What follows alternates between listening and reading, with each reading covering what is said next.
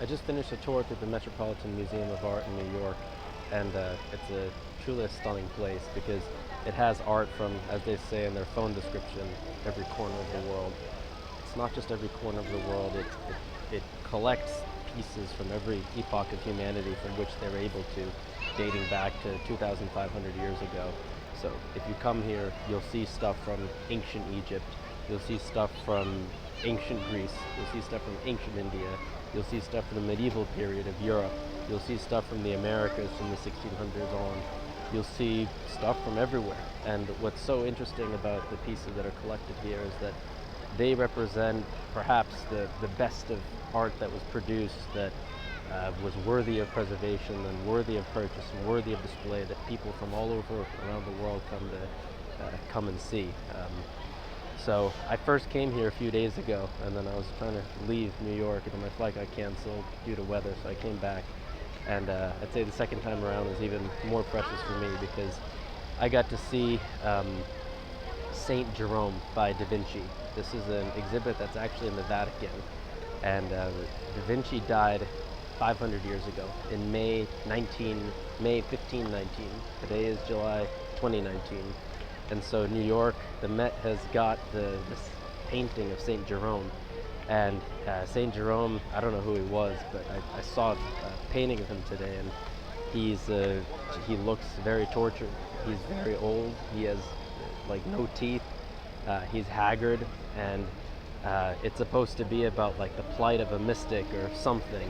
I don't know exactly what it was, but what's so stunning about it is that of the entire painting, which is maybe, to give reference, like this big, by, relatively, the size of his eyes was maybe the size of like half the size of my middle finger, 2 eyes.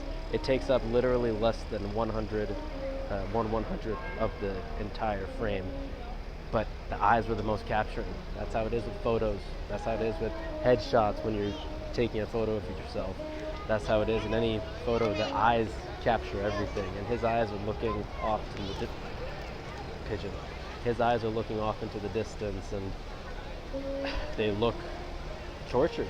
Yet, and they're from a side angle. They're so small, but everything about the photo is captured in the most important part of the painting, and the rest of it is just this colorful piece of I don't know. I mean, look up the image. It's a really nice image, and what's so cool about art is that, very good art normally, is that it doesn't put on a face. It doesn't try to replicate anything. It presents something as it is.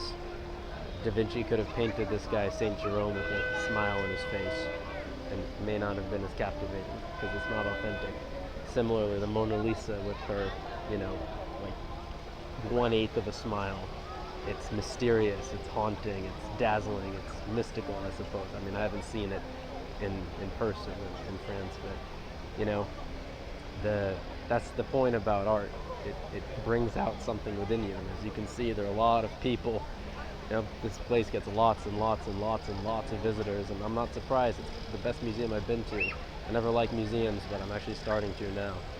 So that's what I have to say about that. And what I would say also is I wonder what any person themselves can do to create something of the beauty that you see here. People come to museums to get inspiration, among other things.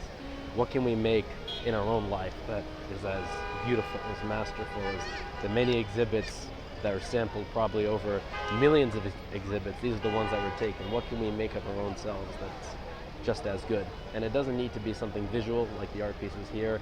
It doesn't even need to be something someone else cares about. It needs to be something that's a genuine outflow of what occurs within a person, and then takes expression. So that could be just being a good friend to somebody. It could be having a really good tour of a city. It could be a piece of music or a really well done business. It could be dressing really well. It could be anything. It could be anything that is true to somebody. And when the truth of it is within that person, it outflows into the art really beautifully. And I just saw some of the most beautiful stuff I've seen just now. So hopefully we can all make stuff like that.